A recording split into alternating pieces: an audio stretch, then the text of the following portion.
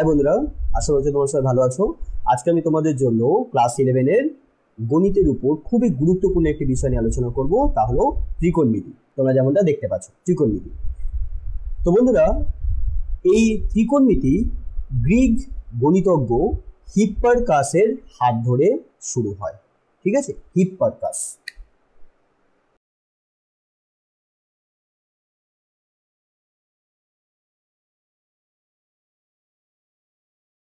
তো ইনি হচ্ছেন ত্রিকোণমিতির উদ্ভাবক আমরা বলতে পারি। তো দেখো, আমরা ত্রিভুজ থেকে শুরু করি এবং কেন তোমরা এর গুরুত্বটা বুঝতে পারবে এক্ষুনি।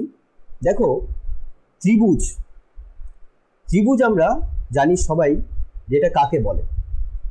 ধরে নেওয়া যাক আমার কাছে এরকম একটি তল আছে, যেমন খাতার পৃষ্ঠা একটা তল, যে জায়গায় আমরা লিখছি সেটা হচ্ছে খাতার পৃষ্ঠার উপরের অংশ, তাহলে সেটা একটা তল। এই যে হোয়াইট বোর্ডটা তোমরা দেখতে পাচ্ছ, এটা একটা তল।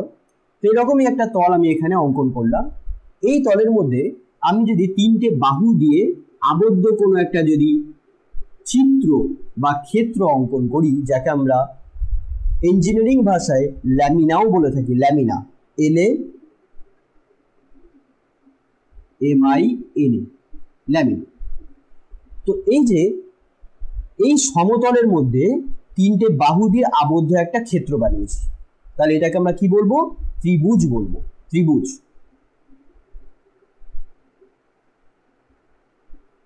এখন বন্ধুরা, এরকম নামটা কেন হলো ত্রিভুজ?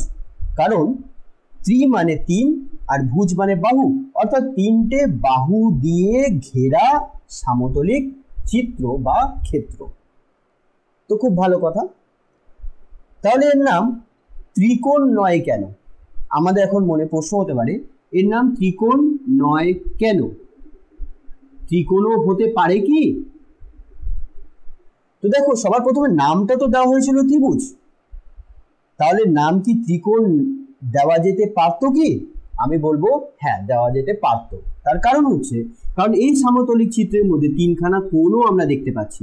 তাহলে যদি ত্রিভুজ যদি তিনটে বাহু দিয়ে ঘেরা আবদ্ধ চিত্র হয়, তাহলে এটা এর মধ্যে তিনটে কোণও দেখতে পাচ্ছি, তাহলে এটার নাম আমরা ত্রিকোণও দিতে পারি, তাই না? তাহলে যেটা ত্রিভুজ সেটা ত্রিকোণও বলা যেতে পারে। এখন এই যে শব্দটা আমরা দেখতে পাচ্ছি ত্রিকোণ, এই শব্দটাই কিন্তু আমরা এখানে দেখতে পাচ্ছি ত্রিকোণমিতি। এখন ত্রিকোণ মানে আমরা বুঝে গেলাম ত্রিকোণ অর্থাৎ তিনখানা কোণ, আর মিতি শব্দের অর্থ হচ্ছে পরিমাপের পদ্ধতি। তো সুতরাং ত্রিকোণমিতিটা আসলো কোথা থেকে? ত্রিভুজের যে কোণ এবং তার যে বাহু, তাদের সম্পর্কে এবং তাদের মধ্যে যে পারস্পরিক যে সম্পর্ক আছে সেইগুলোকে নিয়ে গণিতের যে শাখাতে আমরা আলোচনা করে থাকি, এই সম্পর্কগুলো বাহু এবং কোণ, ত্রিভুজের কোণ এবং বাহু এবং তাদের মধ্যে যে আন্তঃ সম্পর্ক আছে, সেই সম্পর্কগুলোকে গণিতের যে শাখায় আমরা আলোচনা করে থাকি সেটাই হলো ত্রিকোণমিতি। তবে হ্যাঁ, এটা কিন্তু প্রথমে এই সংজ্ঞাটা ত্রিকোণমিতির ক্ষেত্রে যথার্থ ছিল, কারণ ওটা শুরু ছিল, ওটা একেবারে প্রাথমিক পর্যায়ে ছিল। কিন্তু যত দিন যাচ্ছে বিজ্ঞান উন্নত হচ্ছে, গণিতের অনেক বিষয় এখন বেড়ে গেছে, তাই না? আগে গণিত কিছু একটা জায়গায় সীমাবদ্ধ ছিল, এখন কিন্তু গণিতের কোনো সীমা নেই। এখন গণিত অসীম হয়ে গেছে, গণিতের এখন অনেক শাখা হয়ে গেছে, এবং এই শাখা বা গণিতের বিষয় এই রকমভাবে বেড়ে যাওয়ার ফলে ত্রিকোণমিতি একটা জায়গায় সীমাবদ্ধ থাকলো না, ত্রিভুজের মধ্যেই সীমাবদ্ধ থাকলো না। তখন ত্রিকোণমিতি আমরা যে কোনো ধরনের কোণ, যে কোনো ধরনের বাহু, যে কোনো ধরনের সমতলিক চিত্র হোক বা অসমতলিক চিত্র হোক, তাদের মধ্যে যে কোণ আর বাহু আছে, তাদের ক্ষেত্রফল আছে, তাদের পরিসীমা আছে, তো এই সব কিছুর সম্পর্ক আর এই সব কিছুর বিষয়ে আমরা গণিতের যে শাখায় আলোচনা করে থাকি সেটাই ত্রিকোণমিতি। ঠিক আছে? তো এখন আমরা এইটুকুনি বুঝলাম যে ত্রিকোণমিতি শুধু তিনটে কোণের মধ্যে সীমাবদ্ধ নয়, আমরা জ্যামিতির বা বাস্তব জীবনে অনেক জায়গাতেই আমরা ত্রিকোণমিতি প্রয়োগ করে থাকব। তো যেহেতু এর বিস্তার অনেকটাই বেশি, এর প্রয়োগ অনেকটাই বেশি, এই কারণেই গণিতের একটা আলাদা করে শাখা বানানো হয়েছে এই ত্রিকোণমিতি। এখন সবার প্রথমে এই যে নামটা আমরা পাচ্ছি ত্রিকোণমিতি, যার মধ্যে এই কোণ শব্দটা আমাদের ক্ষেত্রে এখানে সব থেকে বেশি গুরুত্বপূর্ণ। কোণ, কারণ এটা ত্রিকোণমিতি, তাহলে কোণটাকে আমরা বেশি গুরুত্ব দেব। তো এখন সবার প্রথমে যেটা আমাদের প্রশ্ন হয়ে ওঠে যে কোণ কি, ঠিক আছে, কোণ কি? তো দেখো বন্ধুরা, দেখো কোণ সাধারণত কোণ দু ধরনের হয়ে থাকে। কোণ দু ধরনের হয়ে থাকে এবং সেটা কি কি? সেটা হলো এক জ্যামিতিক কোণ আর দুই হলো ত্রিকোণমিতিক কোণ।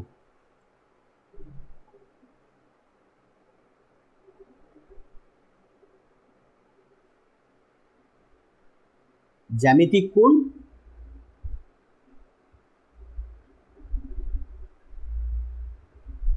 আর ত্রিকোণমিতিক কোণ।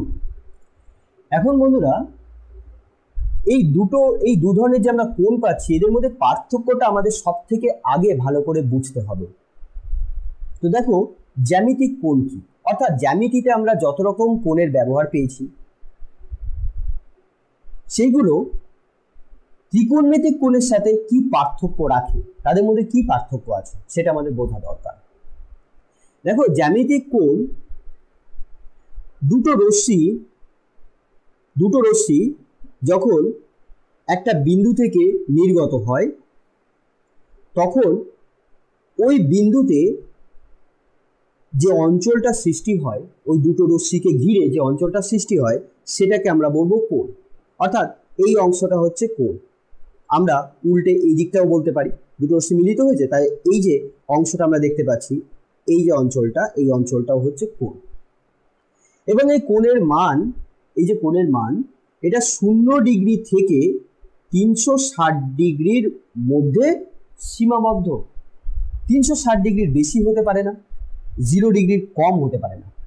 এবার 0 ডিগ্রির কম হতে পারে না বলেই আমরা বলতে পারি যে জ্যামিতিক যে কোণ হয় সেই কোণের মান কখনো ঋণাত্মক হতে পারে না বা নেগেটিভ হতে পারে না। কারণ আমরা জানি যে শূন্যর বাঁদিকে যদি আমরা যাই, এটা যদি 0 হয় তাহলে তার বাঁদিকে গেলে আমরা ঋণাত্মক মান পাবো আর ডান দিকে গেলে ধনাত্মক মান পাবো। তো সুতরাং 0 থেকে কম যে কোনো মানকে আমরা বলবো ঋণাত্মক মান। তো যেহেতু আমরা দেখতে পাচ্ছি যে দুটো রশ্মি, একটা রশ্মি এইভাবে মিলিত হলো আর একটা রশ্মি এইভাবে মিলিত হলো, এটা হতে পারে। একটা রশ্মি এইভাবে আসছে আর একটা রশ্মি এইভাবে আসছে, অর্থাৎ এইটা হচ্ছে কোণ, এর ভিতরে ওইটা হচ্ছে কোণ। একটা রশ্মি এইভাবে আছে আর একটা রশ্মি তার উপর দিয়ে যাচ্ছে, তাহলে এইটা হচ্ছে কোণ, যেটা হচ্ছে 0 ডিগ্রি। আবার এরকম হতে পারে একটা রশ্মি এইভাবে আছে আর একটা রশ্মি এইভাবে আছে, এই কোণটা হচ্ছে 180 ডিগ্রি। আবার এটা হতে পারে আবার এই দিকেই আছে, তাহলে এই কোণটা 360 ডিগ্রিও হতে পারে। যেমন এটা 0 ডিগ্রি হতে পারে, আবার 360 ডিগ্রিও হতে পারে। কিন্তু 360 ডিগ্রির বেশি হতে পারে না, 0 ডিগ্রির কম হতে পারে না। কারণ দুটো রশ্মি তো একটা জায়গায় একটা বিন্দু থেকে নির্গত হবে বা একটা বিন্দুতে এসে মিলিত হবে। তো সেটা কি হতে পারে, তাদের মধ্যবর্তী যে অঞ্চলটা সেটা কত হতে পারে? তো সেই মানটাই হতে পারে 0 ডিগ্রি থেকে 360 ডিগ্রি, এর বেশি বা এর কম হতে পারে না। আর এই কারণে জ্যামিতিক কোণ কখনো ঋণাত্মক হতে পারে না। জ্যামিতিক কোণ সবসময় আমাদের ধরে নিতে হবে ধনাত্মক কোণ, এবং তার সীমা কত? 0 ডিগ্রি থেকে 360 ডিগ্রি।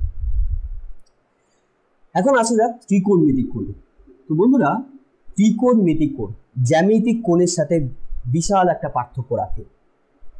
ত্রিকোণমিতিক কোণে আমরা দুটো রশ্মি প্রথমে এরকম ধরে নিলাম, একটা রশ্মি এরকম আছে আর একটা রশ্মি তার সাথে সমপাতিত হয়ে আছে, অর্থাৎ একটার উপরে আর একটা আছে। তো রশ্মি দুটোর নাম দিয়ে দিচ্ছি, ও এ একটা রশ্মি আর ও বি আর একটা রশ্মি। এখন প্রথমে সমপাতিত ছিল, এখন আমি কি করেছি, একটা রশ্মিকে স্থির রেখে আর একটা রশ্মিকে আমি ঘোরাচ্ছি। এখন ঘোরাবো কি করে? হয় ঘড়ির কাঁটার দিকে ঘোরাতে হবে, না হলে ঘড়ির কাঁটার বিপরীত দিকে ঘোরাতে হবে। এবং এই যে ও বিন্দুটা আমরা দেখতে পাচ্ছি, এই বিন্দুটাকে কেন্দ্র করে আমাদের ঘোরাতে হবে। তাহলে কি হবে? তাহলে ও এ আমি এই রশ্মিটাকে স্থির রাখলাম আর ও ওবি রশ্মিটাকে আমি ঘোরাচ্ছি, ধরে নাও আমি ঘড়ির কাঁটার বিপরীত দিকে ঘোরাচ্ছি, তাহলে ঘুরিয়ে এই অবস্থানে ওবি রশ্মিটা চলে আসলো। কিভাবে ঘোরালাম? ঘড়ির কাঁটার বিপরীত দিকে আমি ঘোরালাম। এক্ষেত্রে যে কোণটা আমরা পেলাম এ ও বি, এই যে কোণটা আমরা পেলাম, এই কোণটাকে আমরা বলবো ত্রিকোণমিতিক কোণ। এই কোণটাকে বলবো ত্রিকোণমিতিক কোণ। এবং এক্ষেত্রে আমি যে ওবি রশ্মিটাকে যে ঘুরিয়েছি সেটা ঘড়ির কাঁটার বিপরীত দিকে ঘুরিয়েছি, তাই এক্ষেত্রে যে কোণটা সৃষ্টি হলো আমি ধরে নিচ্ছি সেই কোণটার মান থিটা, তাহলে এটাকে আমরা লিখব পজিটিভ থিটা, অর্থাৎ এই কোণটা হবে ধনাত্মক। কিন্তু যদি বন্ধুরা এরকম হতো,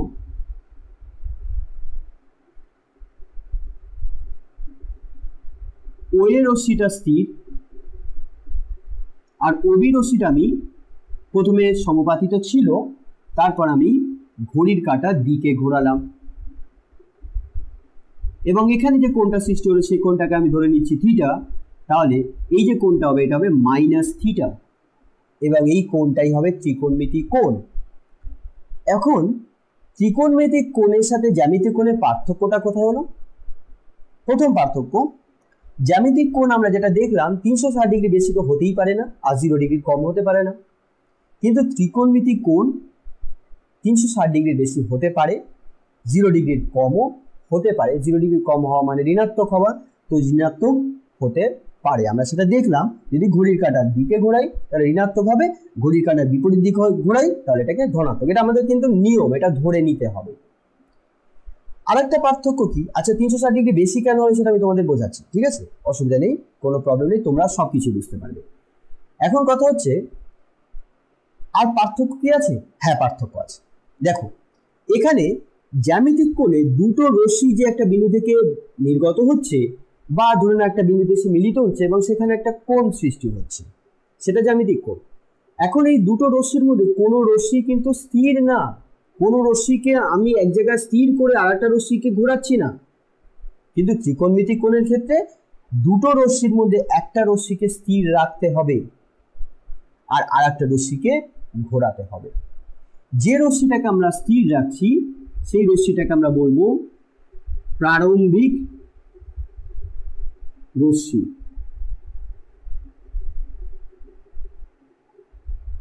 আর যে রশ্মিটাকে আমরা ঘোরাচ্ছি এই রশ্মিটাকে আমরা বলবো অন্তিম রশ্মি। অন্তিম রশ্মি। আর এই যে ও বিন্দুটা দেখতে পাচ্ছি এই বিন্দুটাকে আমরা বলবো শীর্ষ। তাহলে বন্ধুরা কি পেলাম? ত্রিকোণমিতিক কোণে শীর্ষ বিন্দুকে কেন্দ্র করে প্রারম্ভিক রশ্মিকে স্থির রেখে ঘূর্ণায়মান রশ্মিকে ঘড়ির কাঁটার দিকে ঘোরাতে হবে বা বিপরীত দিকে ঘোরাতে হবে। এবং যখন আমরা ঘূর্ণায়মান রশ্মি বা অন্তিম রশ্মিকে আমরা যখন ঘড়ির কাঁটার বিপরীত দিকে ঘোরাবো, অর্থাৎ এই ক্ষেত্রটা যখন ঘড়ির কাঁটার বিপরীত দিকে ঘোরাবো, তখন যে কোণটা সৃষ্টি হবে সেটাকে আমরা বলবো ধনাত্মক ত্রিকোণমিতিক কোণ। যেমন এই চিত্রের ক্ষেত্রে এ ও বিটা হলো ধনাত্মক ত্রিকোণমিতিক কোণ। আর যখন শীর্ষকে কেন্দ্র করে প্রারম্ভিক রশ্মির সাপেক্ষে যখন আমরা অন্তিম রশ্মিকে ঘড়ির কাঁটার দিকে ঘোরাবো, তখন যে কোণটা পাবো তাকে আমরা বলবো ঋণাত্মক ত্রিকোণমিতিক কোণ। তো এই ক্ষেত্রে মাইনাস থিটা আমরা দেখতে পাচ্ছি, এটা হচ্ছে ঋণাত্মক ত্রিকোণমিতিক কোণ। তো এটার ক্ষেত্রে কি হলো, একটা রশ্মি স্থির আর একটা রশ্মি ঘূর্ণায়মান ত্রিকোণমিতিক কোণের ক্ষেত্রে। কিন্তু জ্যামিতিক কোণে আমরা এরকম কিছু দেখতে পেলাম না। এখানে যে কোনো দিক থেকে দুটো রশ্মি আসলো এসে একটা বিন্দুতে মিলিত হলো, তাহলে মিলিত বিন্দুতে কি পেলাম? কোণ পেলাম। যে কোনো বিন্দু থেকে এরকম ভাবে একটা রশ্মি বেরিয়ে গেল, এরকম একটা রশ্মি বেরিয়ে গেল, এখানে যে অঞ্চলটা সৃষ্টি হলো সেটা হলো কোণ। তাই এক্ষেত্রে কোনো রশ্মি স্থির নেই। আশা করছি তোমরা পার্থক্যটা বুঝতে পারলে। এখন বন্ধুরা ত্রিকোণমিতিক কোণের মান কেন 360 ডিগ্রি থেকে বেশি হতে পারে এইটা আমাদের বোঝার আছে। কেন 0 ডিগ্রির কম হতে পারে সেটা তো বুঝে গেলেই, কারণ এক্ষেত্রে ঘূর্ণায়মান রশ্মিটার দিকের উপর নির্ভর করছে যে কোনটা ঋণাত্মক হবে কি ধনাত্মক হবে। তো সুতরাং যখন আমরা ঘড়ির কাঁটার দিকে ঘোরাবো তখন ঋণাত্মক পাবো, অর্থাৎ 0 ডিগ্রি থেকে কম পাবো। এখন 360 ডিগ্রি থেকে বেশি কি করে সম্ভব? তো দেখো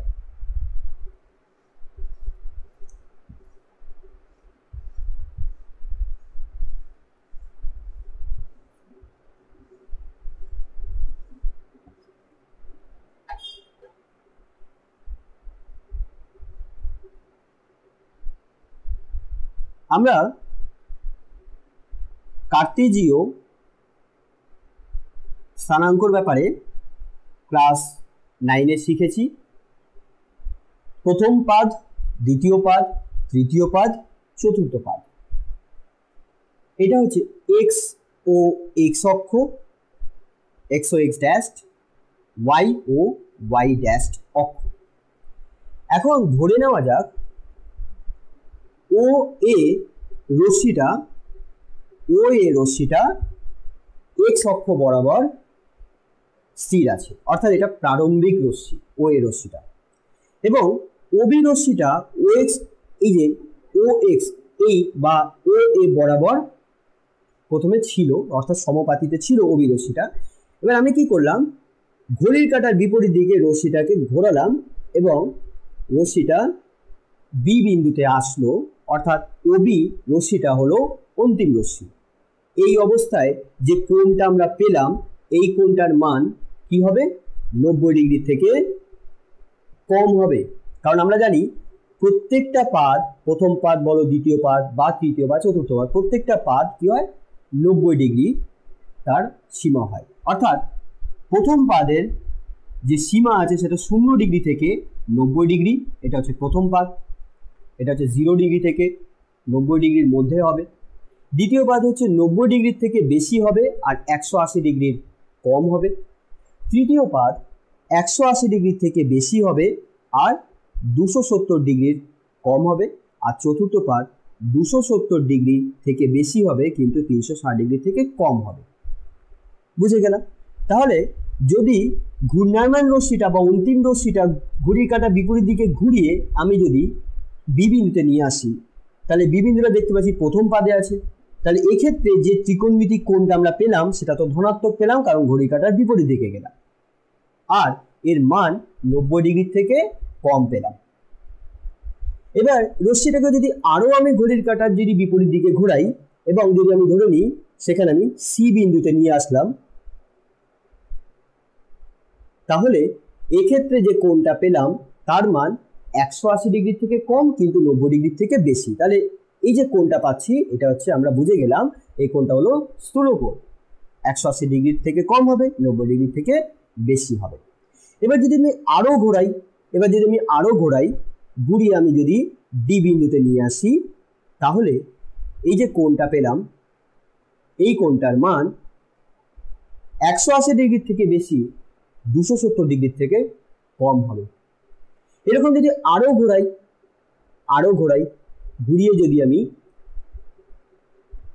ই বিন্দুতে নিয়ে আসি, তাহলে এক্ষেত্রে যে কোণটা আমরা পেলাম তার মান কত হবে, 270 ডিগ্রি থেকে বেশি হবে আর 360 ডিগ্রি থেকে কম হবে।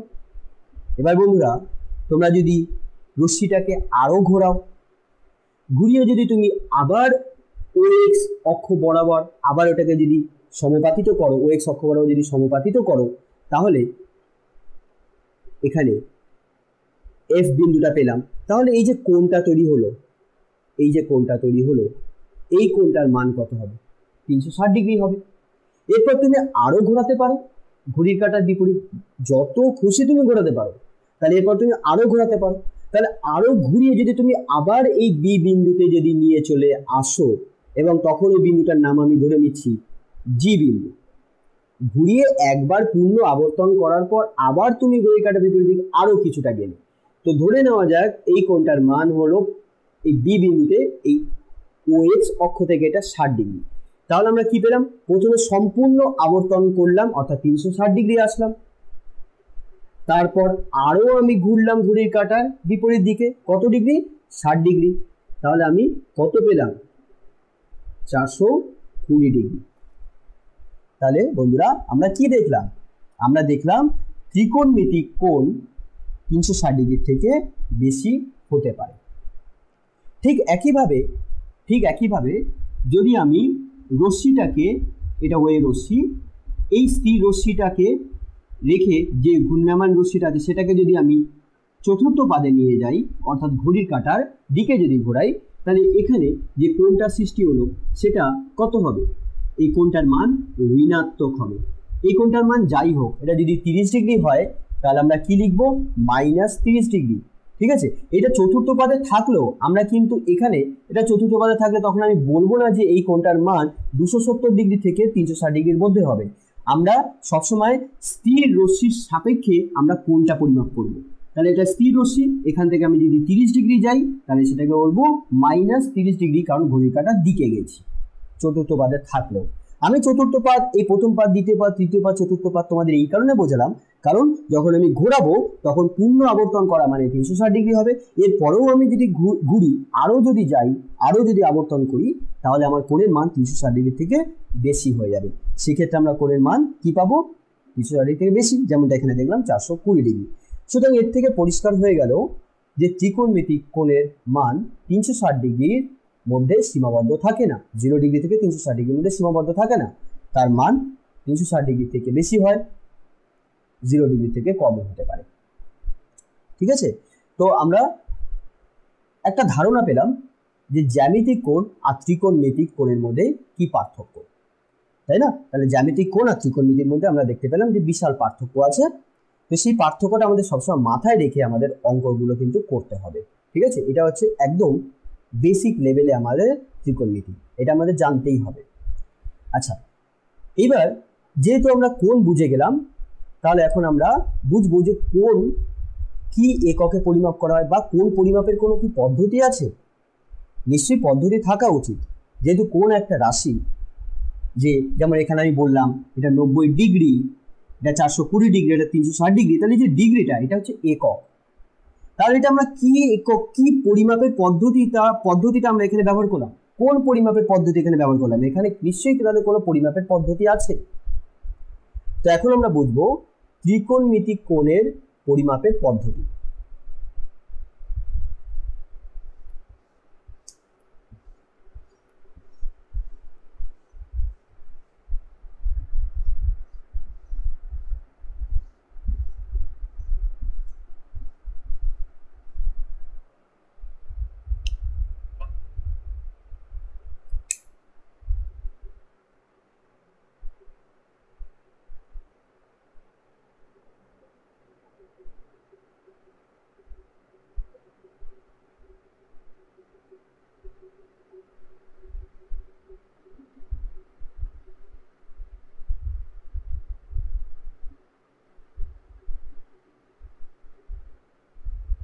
তো বন্ধুরা, তিনটে পরিমাপের পদ্ধতি আমরা এখানে পাবো।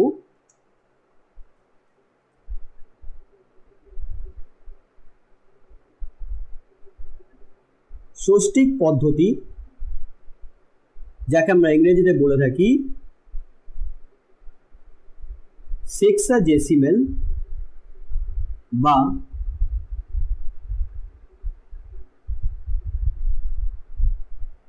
English method.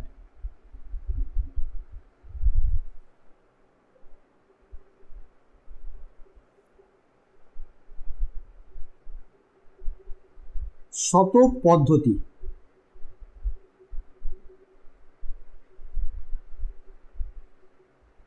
সেন্টেসিমাল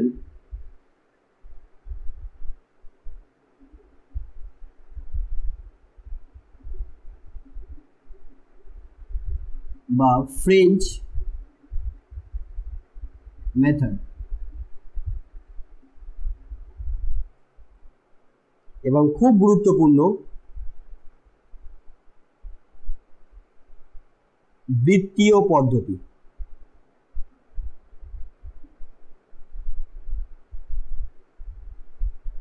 সার্কুলার মেজারমেন্ট বা সার্কুলার মেথড। তো তিনটে পদ্ধতি আমরা এখানে পাবো কোণ পরিমাপের জন্য। তো ষষ্ঠিক পদ্ধতি বলো বা শতক পদ্ধতি বলো বা বৃত্তীয় পদ্ধতি, এই তিনটে পদ্ধতিতে তো আমরা কোণ পরিমাপ করি। এখন বন্ধুরা প্রশ্ন হচ্ছে, যখন কিছু আমরা পরিমাপ করি, এটা আমাদের বুঝতে হবে, যখন কিছু আমরা পরিমাপ করি তখন আমাদের সেখানে একটা আধারের প্রয়োজন হয়। এখন আধারটা কি, আধার বা ভিত্তি যাকে আমরা বলি, সেটার প্রয়োজন অবশ্যই হবে। যেমন ধরো তুমি দোকানে গেলে, এখন দোকানে গিয়ে তুমি দোকানদারকে বললে আচ্ছা আমাকে 5 কেজি আলু দিন, তাহলে তখন দোকানদার পাল্লা বাটখারা ব্যবহার করবে। ধরে নাও পাল্লা বাটখারা, এখন তো ডিজিটাল মেশিন হয়ে গেছে, তো ডিজিটাল মেশিন হোক বা পাল্লা বাটখারা হোক, যে ধরনেরই মেশিন ইউজ করে ওজন পরিমাপ করুন না কেন, সাধারণত ওজন মানে আমরা সাধারণত ভর বলে যেটা জানি, যেমন আমরা কেজিতে মাপি, তাই না? সেটা হচ্ছে ভরের একক। তো ধরে নেওয়া যাক তুমি 5 কেজি আলু নেবে। এই 5 কেজি আলু তুমি তো প্রথমে দেখে নিলে আলু দিচ্ছে না অন্য কিছু দিচ্ছে, ঠিক আছে? এটা তো দেখবেই, নিশ্চয়ই আলুর জায়গায় তোমাকে পেঁয়াজ দিলে তুমি নেবে না, তাহলে হ্যাঁ পেঁয়াজের দাম যদি বেশি হয় তাহলে অবশ্যই আলুর জায়গায় তুমি পেঁয়াজ নিতেই পারো, তাই না? আচ্ছা যাই হোক, সেটা হচ্ছে অন্য কথা। তো তুমি 5 কেজি আলু নেবে। এখন যে আলুটা 5 কেজি আছে সেটা তুমি কি করে বুঝবে? তখন তুমি দেখলে আলুটা তো রাখলো, আর সাথে সাথে তুমি তখন রিডিংটা দেখছো। যদি ডিজিটাল মেশিন হয় তাহলে তখন তুমি রিডিংটা দেখছো যে 5 কেজি আছে, 5 লেখা আছে কি। আর যদি পাল্লা বাটখারা হয় তাহলে তখন তুমি কি দেখবে? আলু যেদিকে চাপানো হয়েছে তার উল্টো দিকে ওখানে কি 5 কেজির বাটখারা চাপানো হয়েছে। তো আমি বাটখারার উদাহরণটাতেই যাচ্ছি, ঠিক আছে? এটা তোমার বুঝতে সুবিধা হবে। তো 5 কেজি বাটখারা কি চাপানো হয়েছে? তখন তুমি দেখলে হ্যাঁ 5 কেজি বাটখারা চাপানো হয়েছে। তো 5 কেজি বাটখারা চাপানো হয়েছে, তার মানে ঠিক আছে আমার আলুটা 5 কেজি ওজনেরই হবে, এটা তুমি বুঝে গেলে। তাহলে এখানে আধার কোনটা? এখানে আধার হলো এই 5 কেজির বাটখারা। ওটা যদি 5 কেজির জায়গায় না হয় যদি 2 কেজির বাটখারা হতো, তাহলে তুমি বুঝে নিতে যে আলু তোমাকে 2 কেজি দিয়েছে। তো সুতরাং আলুর যে পরিমাপটা সেটা তুমি আলুকে দেখে বুঝতে পারছো না, তুমি তখন তার বিপরীতে যেটা আছে বাটখারা, সেই বাটখারাটা দেখছো। তাহলে বাটখারাটা এখানে আধার, যেটা তোমার পরিমাপটা বুঝতে সাহায্য করছে। ঠিক একইভাবে তুমি ধরো কাপড়ের দোকানে গেলে, তুমি বললে আচ্ছা দাদা আমাকে 3 মিটার কাপড় দিন। তখন ওই দাদা কি করবে? ওই দাদা তোমাকে তখন কাপড় তো দেবে, কিন্তু সেটা পরিমাপ করে দেবে কিভাবে? একটা ফিতে বার করবে বা একটা স্কেল বার করবে, সেটাকে মেপে তোমাকে 3 মিটার দেবে। এখন ওই ফিতেটা বা ওই স্কেলটা হচ্ছে এখানে আধার। ওটা তুমি দেখলে হ্যাঁ 3 মিটার, ধরে নাও 1 মিটারের স্কেল ছিল বা 1 মিটারের ফিতে ছিল, তাহলে সেটা 3 বার মেপে দিয়েছে, তার মানে 3 মিটার তুমি পেলে। তাহলে তোমার কাছে পরিষ্কার হয়ে গেল। যদি দেখো যে না 3 মিটার থেকে কম হচ্ছে, তখন তুমি বুঝে গেলে যে না 3 মিটারে কম আছে। যদি 3 বার যদি মেপে না দেয় 1 মিটার করে, তাহলে তুমি বুঝে গেলে ওটা 3 মিটারে কম আছে। তাহলে এটা কি? এখানে ফিতেটা বা স্কেলটা হলো একটা আধার। তো যে কোনো জিনিস পরিমাপ করতে গেলে একটা আধারের সাহায্য নিতেই হবে। তো এখানে আমরা যেহেতু কোণ পরিমাপ করব, তাহলে এখানে আধার কি? তো এখানে আধার হলো এই যে ষষ্ঠিক পদ্ধতি দেখতে পাচ্ছি বা শতক পদ্ধতি দেখতে পাচ্ছি, এই দুই পদ্ধতিতে যখন আমরা কোণকে পরিমাপ করি তাহলে তার আধার হচ্ছে সমকোণ। তার আধার হচ্ছে সমকোণ। আর বৃত্তীয় পদ্ধতিতে যখন আমরা কোণ পরিমাপ করব তাহলে তার আধার হচ্ছে বৃত্তের ব্যাসার্ধ। বৃত্তের ব্যাসার্ধ। এখন বন্ধুরা সবার প্রথমে আমরা বুঝে নিই সমকোণ ব্যাপারটা কি। কারণ যেটা আধার সেটাই যদি আমরা ভালো করে না বুঝি, যার সাহায্যে আমরা কোণটা পরিমাপ করব, যে আধারের সাহায্যে কোণটা পরিমাপ করব, সেটাই যদি আমাদের না জানা থাকে, তাহলে পুরো বিষয়টাই তো আমাদের কাছে ফাঁকা হয়ে গেল। আমাদের মানে আমরা বুঝলাম না, এরকম একটা ব্যাপার হয়ে গেল, তাই না? তাই আমাদের সমকোণ বুঝতে হবে। তো বন্ধুরা তোমরা সবাই জানো যে একটা সরলরেখার কোন একটা বিন্দুতে যদি আমরা বলি এখানে কত কোণ আছে, কত কোণ, এর মান কত, তখন তুমি বলবে এর মান হলো 2 সমকোণ। এর মান 2 সমকোণ। তো একটা রেখার উপর আরেকটা রেখা যখন দণ্ডায়মান হবে, এটা জ্যামিতির সাধারণ নিয়ম, একটা সরলরেখার উপর আরেকটা সরলরেখা যখন দণ্ডায়মান হবে তখন পাশাপাশি যে দুটো কোণ তৈরি হবে তার প্রত্যেকটাই হলো সমকোণ। তাহলে সমকোণ কাকে বলবো? সমকোণ হলো কোনো সরলরেখার উপর অন্য কোনো সরলরেখা দণ্ডায়মান হলে ওই সরলরেখার দুপাশে যে দুটো কোণ উৎপন্ন হয় তাদের প্রত্যেকটাই হলো সমকোণ। এখন সমকোণ মানে কিন্তু আমরা সবসময় বুঝবো না যে 90 ডিগ্রি, এটা আমাদের সবসময় ধারণা হয়ে যায়। আমি যদি এখন তোমাদের বলি আমাদের ধারণাটা পাল্টাতে হবে, যেটা আমি তোমাদের প্রথমেই বললাম, আমাদের ধারণা পাল্টাতে হবে। ধারণা না পাল্টালে না আমাদের ভাবনা চিন্তার গণ্ডি থেকে আমি বেরিয়ে আসতে পারবো না। সবসময় আমাদের ভাবনা চিন্তার গণ্ডি একটা জায়গায় সীমিত থাকবে। তো সেই সীমাবদ্ধতা ব্যাপারটা আমাদের কিন্তু কাটিয়ে উঠতে হবে, তাহলেই কিন্তু আমরা সবকিছুই আমাদের কাছে পরিষ্কার হয়ে যাবে, সবকিছু আমাদের কাছে সহজ হয়ে যাবে। তাই ভাবনা চিন্তার গণ্ডিটা তোমাকে বাড়াতে হবে। তো আমরা যেমন বলি সমকোণ বললেই তুমি বুঝো 90 ডিগ্রি। কিন্তু সমকোণ মানেই কি 90 ডিগ্রি, এটা আমাদের সবার প্রথম বুঝতে হবে। হ্যাঁ, সমকোণ মানে 90 ডিগ্রি, ঠিক আছে, কিন্তু এর ছাড়াও আর কিছু হতে পারে, এইটাই আমাদের ভাবতে হবে। এখন এই যে ব্যাপারটা, আমি যেমন তোমাদের যদি বলি, আচ্ছা আপেল, আপেল বললেই তোমাদের মাথায় একটা জিনিসই আসবে, লাল রং, তাই না? আপেল বললেই বুঝবে যে লাল রং, এরকমই একটা ধারণা আমাদের চলে আসে। কিন্তু আপেল কি সবসময় কি লাল রঙের হয়? না, অন্য রঙেরও হয়, তাই না? অন্য রঙেরও হয়, কালো রঙেরও হয়, সবুজ রঙেরও হয়, আমরা জানি। কিন্তু আমাদের মাথায় লাল রংটা আসবে, কারণ আমরা ছোটবেলা থেকে ওইভাবে ভাবতে শিখেছি। আমাদের নতুন করে ভাবনা আমাদের কেউ শেখায়নি। এই ব্যাপারটা কিন্তু আমাদের নিজেদের মধ্যে নিয়ে আসতে হবে, ঠিক আছে? এটা সবসময় মাথায় রাখবে যে আমরা নতুন করে কিছু ভাববো। এখন সমকোণ মানে আমরা বুঝে গেলাম, সমকোণ মানে আমরা কি বুঝলাম? সমকোণ মানে আমরা বুঝলাম এটা নয় যে 90 ডিগ্রি। সমকোণ মানে আমরা বুঝলাম একটা সরলরেখার উপর একটা সরলরেখার দণ্ডায়মান হলে পাশাপাশি যে দুটো কোণ তৈরি হয় তারা হলো সমকোণ। এখন এই সমকোণকে আধার করে আমরা ষষ্ঠিক পদ্ধতি আর শতক পদ্ধতিতে কোণ পরিমাপ করব। দেখো, সবার প্রথমে আমরা বুঝে নিই ষষ্ঠিক পদ্ধতিতে কিভাবে আমরা কোণ পরিমাপ করি এবং এই ষষ্ঠিক পদ্ধতিতে কোণের কি কি একক হয়। তো বন্ধুরা, ষষ্ঠিক পদ্ধতিতে আমরা যখন কোণ পরিমাপ করি তার ক্ষেত্রে যে এককগুলো হয় সেগুলো কি কি?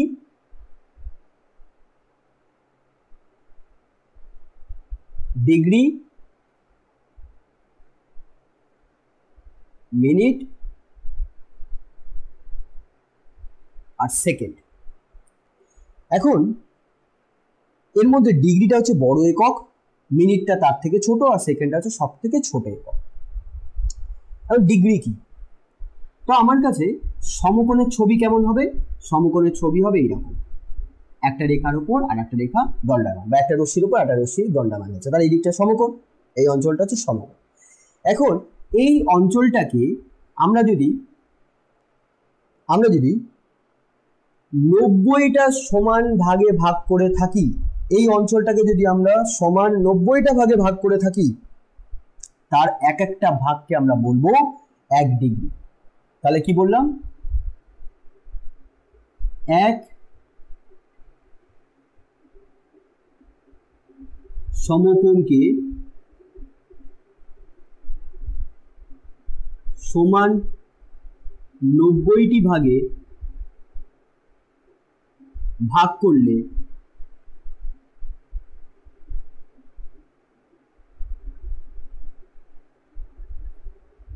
প্রতিটি ভাগকে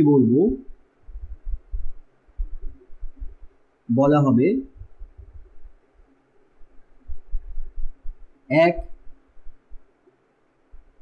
ডিগ্রি, যাকে আমরা এইভাবেও লিখবো 1 ডিগ্রি। তো এক সমকোণকে 90টা সমান ভাগে ভাগ করতে হবে, যার এক একটা ভাগ হবে 1 ডিগ্রি। এখন এই 1 ডিগ্রি কোণ ধরে নেওয়া যাক 90টা ভাগে ভাগ করার পর একটা ভাগ আমি এইরকম পেলাম, একটা ভাগ, তাহলে এই কোণটা কত হবে? 1 ডিগ্রির সমান হবে। এখন এই যে কোণটা পেলাম, এই ছোট্ট অংশটা পেলাম, এই কোণটাকে যদি আমি আবার 60টা সমান ভাগে ভাগ করি, তাহলে প্রতিটি ভাগকে আমরা বলবো 1 মিনিট। কি বললাম? এই যে 1 ডিগ্রি যে কোণটা পেলাম, এই কোণটাকে যদি আমরা সমান 60টা ভাগে ভাগ করি, তাহলে প্রতিটি ভাগকে আমরা কি বলবো? 1 মিনিট। ধরে নেওয়া যাক এইটা হলো 1 মিনিট। এবার 1 মিনিটকে আমরা লিখবো এইভাবে, 1 মিনিট। তাহলে এই কোণটাকে ধরে নেওয়া যাক 1 মিনিট। এবার এই ছোট্ট অংশটা হচ্ছে 1 মিনিট। এবার এই কোণটাকে যদি আমরা আবার 60টা ভাগে ভাগ করি, তাহলে তার প্রতিটি ভাগকে আমরা বলবো 1 সেকেন্ড, যাকে আমরা লিখবো এইরকম ভাবে দুটো দাগ দিয়ে। মিনিটে আমরা একটা দাগ ব্যবহার করব, সেকেন্ডে আমরা দুটো দাগ ব্যবহার করব। তাহলে বন্ধুরা আমরা কি পেলাম? তাহলে বন্ধুরা আমরা যেটা পেলাম সেটা হলো এইরকম।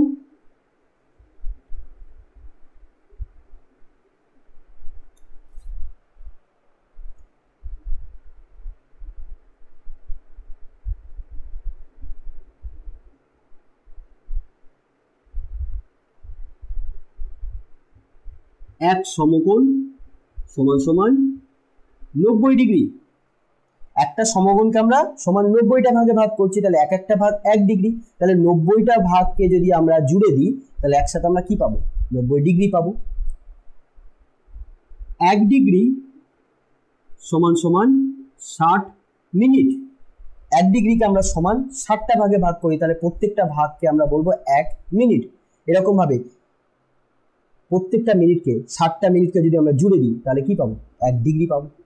এবার 1 মিনিটকে আমরা আবার 60টা ভাগে ভাগ করব, তাহলে প্রত্যেকটা ভাগকে আমরা বলবো 1 সেকেন্ড। তাহলে এরকম 60টা ভাগকে যদি আমরা জুড়ে দিই তাহলে আমরা কি পাবো? 1 মিনিট পাবো। তো এটা তোমাদের মনে রাখতে হবে। তাহলে ষষ্ঠিক পদ্ধতিতে 1 সমকোণ সমান সমান হবে 90 ডিগ্রি, 1 ডিগ্রি সমান সমান হবে 60 মিনিট, আর 1 মিনিট সমান সমান হবে 60 সেকেন্ড। আর এর থেকে ছোট একক আমরা পাবো না। এবার বন্ধুরা আমরা বুঝবো শতক পদ্ধতি।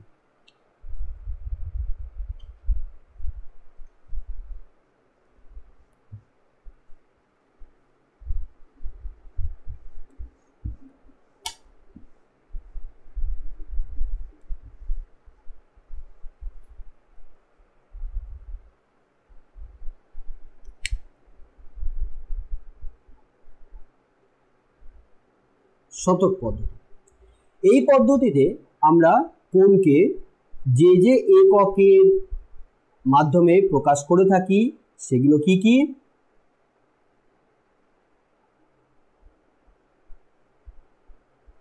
গ্রেড,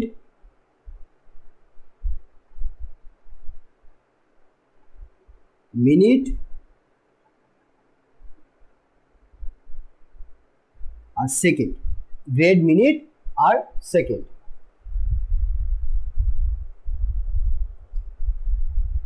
তো বন্ধুরা গ্রেড সব থেকে বড় একক, তারপর মিনিট, তারপর সেকেন্ড।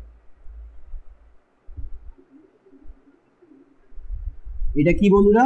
এটা হচ্ছে 1 সমকোণ। এখন এই 1 সমকোণ কোণকে যদি আমরা 100টি সমান ভাগে ভাগ করি, 100টি সমান, 1 সমকোণ কে 100টি সমান ভাগে ভাগ করলে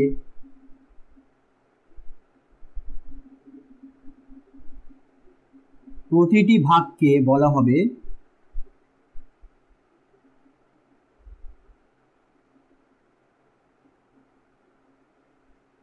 এক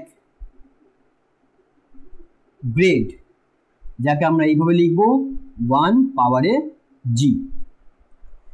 তো বন্ধুরা আমরা কি বুঝলাম? শতক পদ্ধতিতে 1 সমকোণকে আমরা সমান 100টি ভাগে ভাগ করব এবং তখন প্রত্যেকটা ভাগকে আমরা বলবো 1 গ্রেড। আচ্ছা, ষষ্ঠিক পদ্ধতিতে আমরা কি করেছিলাম? সমকোণকে সমান 90টা ভাগে ভাগ করেছিলাম, যার এক একটা ভাগ হলো 1 ডিগ্রি। আর এখানে 100টা ভাগে ভাগ করব, যার এক একটা ভাগ হবে 1 গ্রেড। তো এর থেকে পরিষ্কার হয়ে গেল, যদি 90টা ভাগে ভাগ করি তাহলে সেক্ষেত্রে এক একটা ভাগ 100টা ভাগে ভাগ করলে তার প্রত্যেকটা ভাগের থেকে বড় হবে। তো সুতরাং এই হিসাবে 1 গ্রেড 1 ডিগ্রির থেকে ছোট, তাই না? পরিষ্কার হয়ে গেল। এবার এই 1 গ্রেড এরকম ভাবে 100টা গ্রেডকে যদি জুড়ে দিই তাহলে আমরা কি পাবো? 1 সমকোণ পাবো। সুতরাং আমরা পেয়ে গেলাম 1 সমকোণ সমান সমান 100 গ্রেড। উপরে আমি পাওয়ারে জি লিখেছি। এবার 1 গ্রেড 100টা সমান ভাগে ভাগ করার ফলে আমরা এক একটা ভাগ পাচ্ছি 1 গ্রেড। এবার ওই 1 গ্রেড কোণটাকে যদি আমরা আবার 100টা ভাগে যদি ভাগ করি, সমান 100টা ভাগে ভাগ করি, তাহলে এক একটা ভাগকে আমরা বলবো 1 মিনিট। সুতরাং এখানে 1 গ্রেড সমান সমান 1 গ্রেড সমান সমান হবে 100 মিনিট। চিহ্নটা একই থাকবে মিনিটের। এবার এই যে 1 মিনিট কোণকে পাবো আমরা শতক পদ্ধতিতে, যে 1 মিনিট কোণ আছে সেই কোণটাকে যদি আমরা আবার 100 ভাগে ভাগ করি, আবার 100টা যদি সমান ভাগে ভাগ করি, তাহলে আমরা যেটা পাবো সেটা হলো সেকেন্ড। এক একটা ভাগকে আমরা কি বলবো? 1 সেকেন্ড। তাহলে কি পেলাম, এক সমকোণকে সমান 100টা ভাগে ভাগ করলে আমরা এক একটা ভাগকে বলবো 1 গ্রেড। এবার 1 গ্রেড কোণকে যদি আমরা সমান 100টা ভাগে ভাগ করি তাহলে প্রত্যেকটা ভাগকে আমরা বলবো 1 মিনিট। আর 1 মিনিট কোণকে আমরা যদি সমান আবার 100টা ভাগে ভাগ করি তাহলে প্রত্যেকটা ভাগকে আমরা বলবো 1 সেকেন্ড। তাহলে শতক পদ্ধতিতে যেটা আমরা 1 মিনিট বলে জানি আর ষষ্ঠিক পদ্ধতিতে যেটা আমরা 1 মিনিট বলে জানি দুটো পৃথক। যেখানে দেখা যাচ্ছে শতক পদ্ধতিতে 1 মিনিট, ষষ্ঠিক পদ্ধতিতে 1 মিনিটের থেকে ছোট হবে। সেকেন্ডের ক্ষেত্রেও তাই, সেকেন্ড শতক পদ্ধতিতে ষষ্ঠিক পদ্ধতিতে থেকে ছোট হবে। এবার খুব ইম্পর্টেন্ট পদ্ধতি, সেটা হলো বৃত্তীয় পদ্ধতি। উচ্চতর গণিত শাস্ত্রে আমরা সাধারণত বৃত্তীয় পদ্ধতিটাই আমরা বেশি প্রয়োগ করে থাকি, এটাই আমাদের ক্ষেত্রে এই জন্য খুব বেশি গুরুত্বপূর্ণ হয়। তো বৃত্তীয় পদ্ধতি দেখো,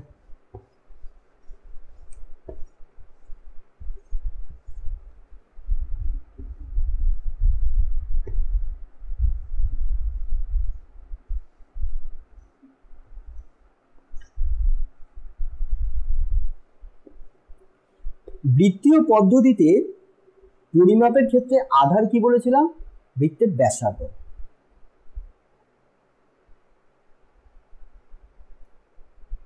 বৃত্তীয় পদ্ধতি যাকে আমরা বলি ইংরেজিতে সার্কুলার মেথড বা সার্কুলার মেজারমেন্ট।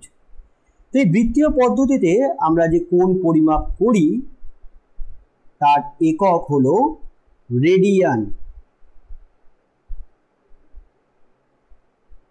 রেডিয়ান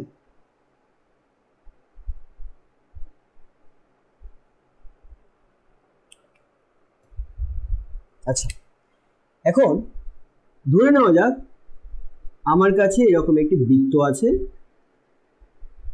যে বৃত্তের কেন্দ্র আমি ধরে নিলাম ও, আর এই বৃত্তের যে ব্যাসার্ধ সেটা হলো আর। এখানে একটা বিন্দু নিলাম পি।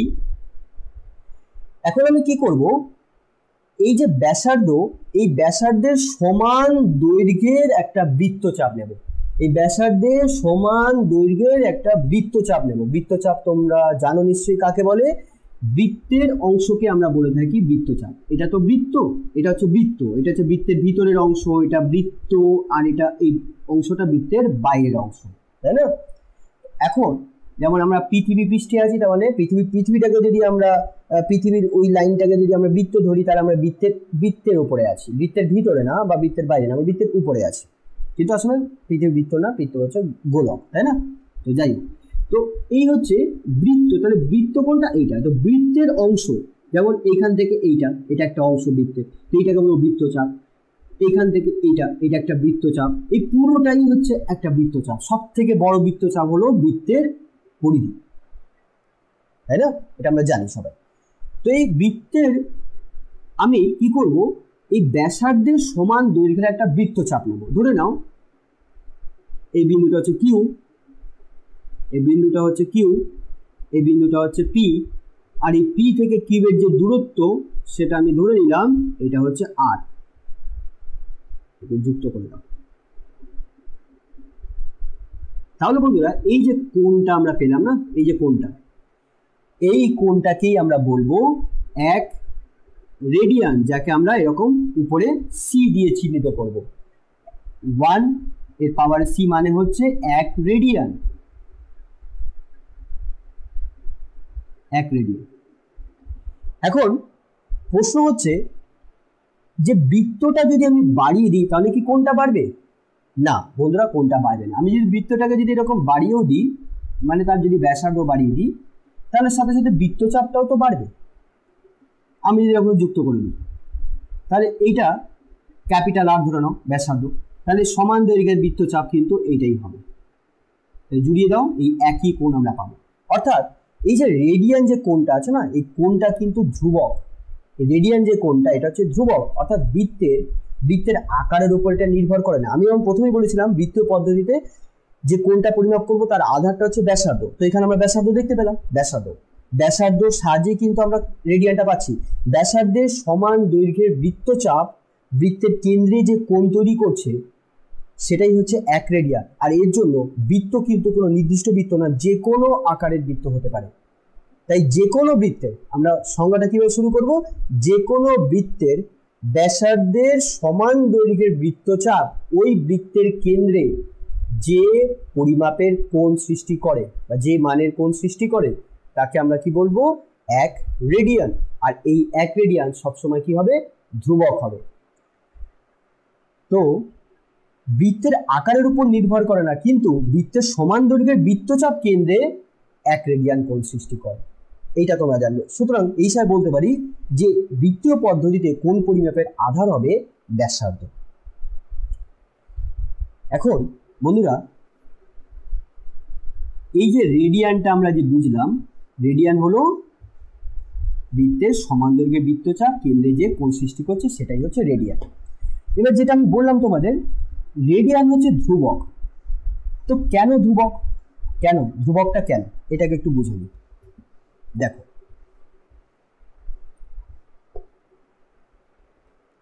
আর সাথে সাথে আমি তোমাদের আর একটা জিনিস যেটা বলবো, এই যে রেডিয়ান, রেডিয়ান তো ধ্রুবক আমরা প্রমাণ করব, সেটা তোমরা দেখে নেবে।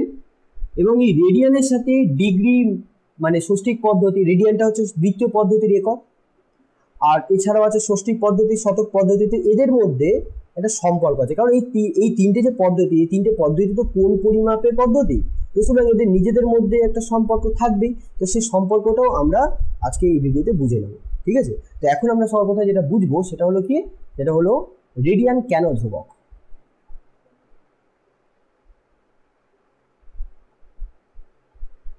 রেডিয়ান হচ্ছে ধ্রুবক, ঠিক আছে? কেন কেন দেখো,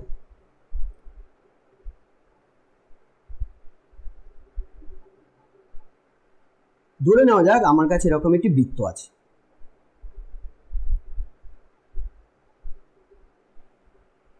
বন্ধুরা, তোমরা ক্লাস 10 লেভেলে পড়ে এসছো জ্যামিতিতে, যে বৃত্তের বৃত্তচাপ আর ওই বৃত্তচাপ দ্বারা বৃত্তের কেন্দ্রে যে কেন্দ্রস্থ কোণ সৃষ্টি হয় তারা সবসময় সমানুপাত গঠন করে। এর মানেটা কি একটু বুঝে নাও। আমি আবার বলছি, বৃত্তের যে কোনো বৃত্তের কোনো বৃত্তচাপ বৃত্তের কেন্দ্রে যে কেন্দ্রস্থ কোণ সৃষ্টি করে সেই কেন্দ্রস্থ কোণের সাথে বৃত্তচাপ সমানুপাত গঠন করে। এর অর্থটা কি? আমার কাছে এরকম একটি বৃত্ত আছে, তো ধরে নেওয়া যাক আমার কাছে এরকম একটি চাপও আছে। ধরে নেওয়া যাক এটা এ বিন্দু, এটা বি বিন্দু, আর এটা কেন্দ্রে যে কোণটা সৃষ্টি করলো এওবি। তাহলে এওবি কোণ, এই যে কেন্দ্রস্থ কোণটা সৃষ্টি হলো, এটা কোন বৃত্তচাপ দ্বারা? এবি বৃত্তচাপ দ্বারা সৃষ্টি হলো। এবি বৃত্তচাপ, বৃত্তচাপকে সাধারণত আমরা এইভাবে লিখবো, এ বি, এইরকম ভাবে উপরে একটা এরকম ভাবে বাঁকা একটা লাইন দিয়ে দেবো, এবি বৃত্তচাপ। এবার ধরে নেওয়া যাক আরো একটা বিন্দু আমি নিয়ে নিলাম সি। তাহলে এই এ সি, এই যে বৃত্তচাপটা, এখানে এই বৃত্তচাপটা কেন্দ্রে যে কোণটা তৈরি করলো সেটা হল এওসি, এওসি, আর চাপটা কোনটা? এসি। অর্থাৎ আমরা দেখতে পেলাম যে কোণ ডিভাইডেড বাই বৃত্তচাপ, কোণ কেন্দ্রস্থ কোণ ডিভাইডেড বাই বৃত্তচাপ, এই দুটোর মান সমান, তার মানে কি সমানুপাত গঠন করে। এটা আমরা প্রমাণও করতে পারি, ঠিক আছে? এটা আমরা এখন প্রমাণে যাচ্ছি না, কারণ এটা তোমরা ক্লাস 10 লেভেলে ছিল। যদি অসুবিধা হয় তোমরা আমাকে কমেন্ট বক্সে কমেন্ট করে জানাতে পারো, তাহলে এটা নিয়েও আমি একটা ভিডিও তোমাদের বানিয়ে দেবো। আচ্ছা, তাহলে এবার আমরা এটাও জানি একটা বৃত্তের কেন্দ্রে যদি সম্পূর্ণ কোণটা বলা যায় কত কোণ, তাহলে আমরা বলবো 360 ডিগ্রি। অর্থাৎ আমরা যদি সম্পূর্ণ বৃত্তচাপটা নিই, মানে এইখান থেকে ঘুরে এসে যদি এই বিন্দুতে আসি, তাহলে এটা হচ্ছে সম্পূর্ণ বৃত্তচাপ। সম্পূর্ণ বৃত্তচাপটাকে আমরা কি বলি? বৃত্তের পরিধি বলি। আর পরিধি বৃত্তের কেন্দ্রে কত কোণ সৃষ্টি করবে? 360 ডিগ্রি। এই বিন্দু থেকে শুরু করলাম 90 ডিগ্রি আসলাম, 180 ডিগ্রি গেলাম, 270 ডিগ্রি গেলাম, 360 ডিগ্রি আসলাম। তার মানে বৃত্তের পরিধি বৃত্তের কেন্দ্রে কত কোণ সৃষ্টি করবে? 360 ডিগ্রি। এটা আমরা জানি। তাহলে বন্ধুরা, আমরা একটা জিনিস লিখতে পারি। কি লিখতে পারি? আমরা যেটা লিখতে পারি সেটা হলো, দেখো, ও বিন্দু, এ বিন্দু, বি বিন্দু, কেন্দ্রে যে কোণটা সৃষ্টি করলো সেটা হচ্ছে এওবি কোণ। তাহলে আমরা লিখতে পারি কেন্দ্রস্থ কোণ AOB ডিভাইডেড বাই চাপের দৈর্ঘ্য কোণটা AB সমান সমান পুরো বৃত্তের এই যে পরিধিটা, এই পরিধিটা কত ডিগ্রি কোণ সৃষ্টি করলো? 360 ডিগ্রি। তাহলে 360 ডিগ্রি যে কোণটা সৃষ্টি হচ্ছে কোন বৃত্তচাপ তৈরি করলো? বৃত্তের পরিধি, তাই না? বৃত্তের পরিধি। তাহলে এটাকে আমরা এবার লিখি বৃত্তের পরিধি, পরের স্টেপে আমরা মানটা বসিয়ে দেবো বৃত্তের পরিধি। এখন বৃত্তের পরিধি আমি এই বৃত্তের ব্যাসার্ধটাকে R ধরে নিচ্ছি। তাহলে বন্ধুরা, তাহলে কেন্দ্রস্থ কোণ AOB ডিভাইডেড বাই AB বৃত্তচাপ ইকুয়ালস টু, এবার এখানে আমি কি করব, আমি এখানে ধরে নিচ্ছি যে এই বৃত্তচাপটা যেটা আছে সেটা হচ্ছে বৃত্তের ব্যাসার্ধের দৈর্ঘ্যের সমান। তো আমরা এখানে R বসিয়ে দিতে পারি, ঠিক আছে? আর যদি আমরা এটাকে R বসিয়ে দিই তাহলে এই যে কেন্দ্রস্থ কোণ AOBটা হলো, এই কোণটার মান কত? 1 রেডিয়ান হবে। আমি কি ধরলাম? এই যে AB বৃত্তচাপটা আছে, এই বৃত্তচাপটা দৈর্ঘ্য বৃত্তের ব্যাসার্ধের সমান। তাহলে এই বৃত্তচাপটা কেন্দ্রে যে কোণ সৃষ্টি করবে তাকে আমরা কি বলবো? 1 রেডিয়ান। তাহলে আমরা এই কোণটার মান কি লিখব? 1 রেডিয়ান। আর বৃত্তচাপটা দৈর্ঘ্য কত? R। আর এখানে কত? 360 ডিগ্রি। আর বৃত্তের পরিধি আমরা সবাই জানি 2 পাই R। তো বন্ধুরা, এখান থেকে আমরা কি পাবো? এখান থেকে আমরা পাবো, এটা কোণাকুণি গুণ করে দাও, 1 রেডিয়ান সমান সমান 360 degree into R divided by 2 pi R।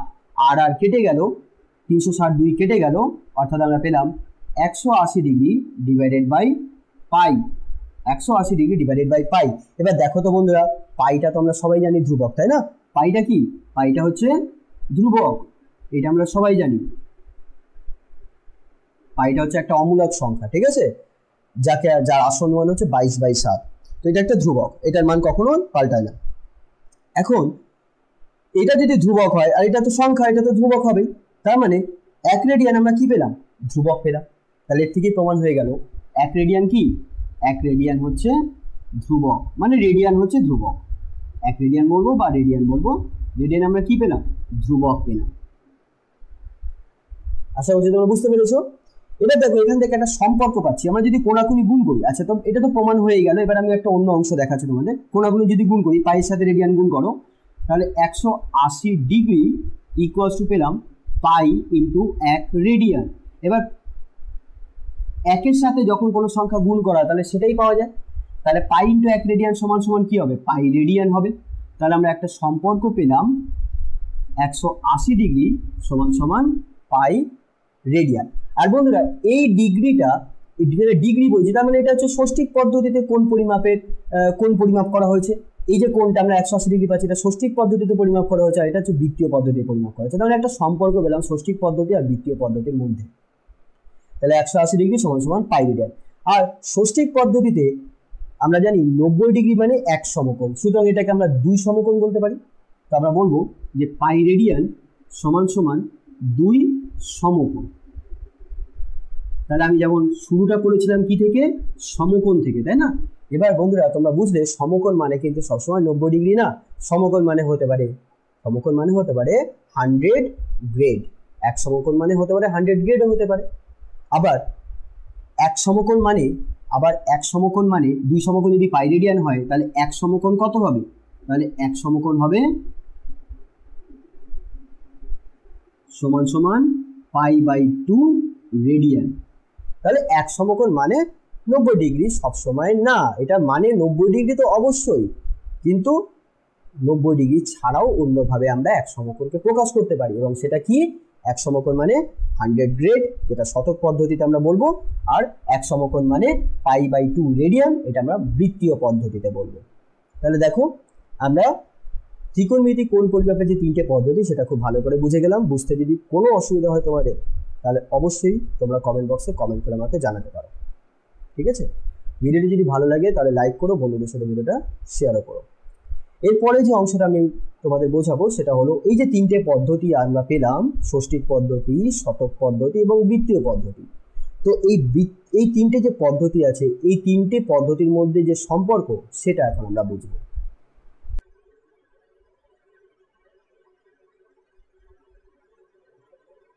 ষষ্ঠিক পদ্ধতি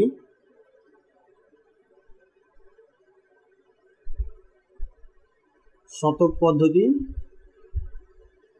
এবং বৃত্তীয় পদ্ধতির মধ্যে সম্পর্ক।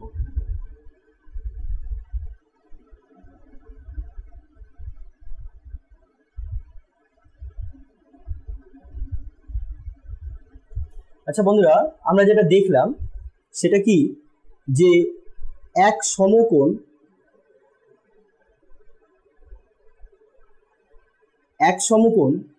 সমান সমান আমরা কি বলবো, 90 ডিগ্রি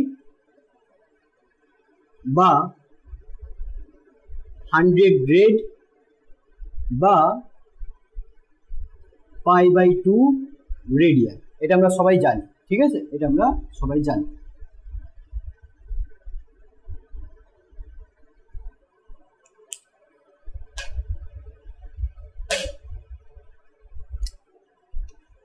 এখন আমরা যে কোনো একটা কোণ ধরে নিই। ধরে নেওয়া যাক আমার কাছে এরকম যে কোনো একটি কোণ আছে।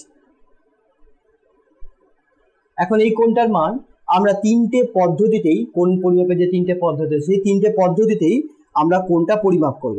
তো এই কোণটার মান আমরা যদি ষষ্ঠিক পদ্ধতিতে পরিমাপ করি, তাহলে যদি ধরে নিই এই কোণটার মান ডি ডিগ্রি, শতক পদ্ধতিতে এই কোণটার মান আমি যদি ধরে নিই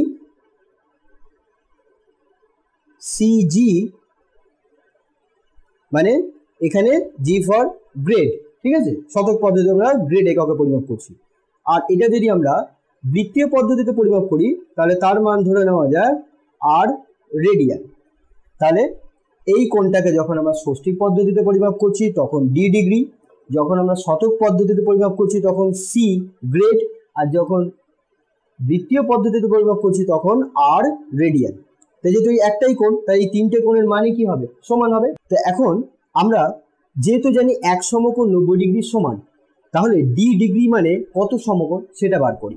তাহলে দেখো আমরা কি লিখতে পারি, যে 90 ডিগ্রি সমান সমান এক সমকোণ। তাহলে বন্ধুরা 1 ডিগ্রি সমান সমান কি হবে, 1/90 সমকোণ। তাহলে ডি ডিগ্রি সমান সমান কত হবে, d/90 সমকোণ। তাই তো, খুব সহজ ব্যাপার। একইভাবে আমরা লিখতে পারি 100 গ্রেড সমান সমান 1 সমকোণ। তাহলে 1 গ্রেড সমান সমান কত হবে, 1/100 সমকোণ। তাহলে সি গ্রেড সমান সমান কত হবে, সি গ্রেড বাই 100 সমকোণ।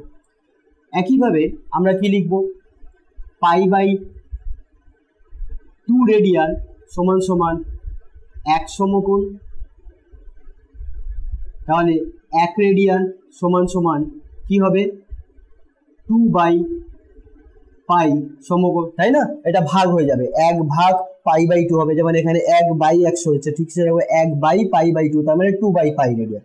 তাহলে আর রেডিয়ান সমান সমান কত হবে, আর রেডিয়ান সমান সমান হবে 2r/π সমকোণ। এখন যেহেতু আমরা জানি ডি ডিগ্রি, সি গ্রেড আর আর রেডিয়ান পরস্পর সমান, তাহলে আমরা কি লিখতে পারি, এটা তো আমরা জানি ডি ডিগ্রি, সি গ্রেড আর আর রেডিয়ান পরস্পর সমান। তাহলে এখন ডি ডিগ্রি সমান সমান আমরা লিখব d/90, এখানে ডি ডিগ্রি, ঠিক আছে, আর এখানে এত সমকোণ, এখানে লিখতে হবে সমকোণ, সমান সমান সি গ্রেড বাই 100 সমকোণ। সমকোণ মানে এখানে গুণ এক সমকোণ আছে, ইকুয়ালস টু 2r/π এত সমকোণ। এখন বন্ধুরা এই সমকোণ সমকোণ সমকোণ আমরা কেটে দিতে পারি, কারণ এখানে সমান সমান আছে। তাহলে এখন আমরা কি পাচ্ছি,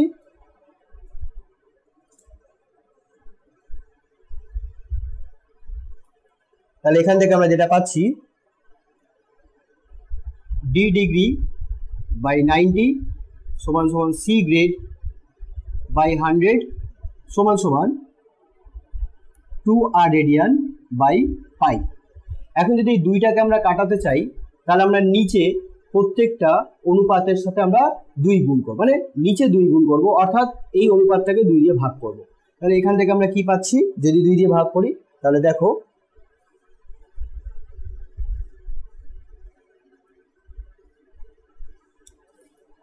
তাহলে এখানে আমরা লিখতে পারি, যদি 2 দিয়ে আমরা এখানে ভাগ করি তাহলে হবে d বাই 90 ইন্টু 2 অর্থাৎ 180 সমান সমান c গ্রেড বাই 200, আর এখানে 2 দিয়ে যখন ভাগ করবো 2 আর 2 নিচে কেটে যাবে, তাহলে rc বাই কত হবে পাই।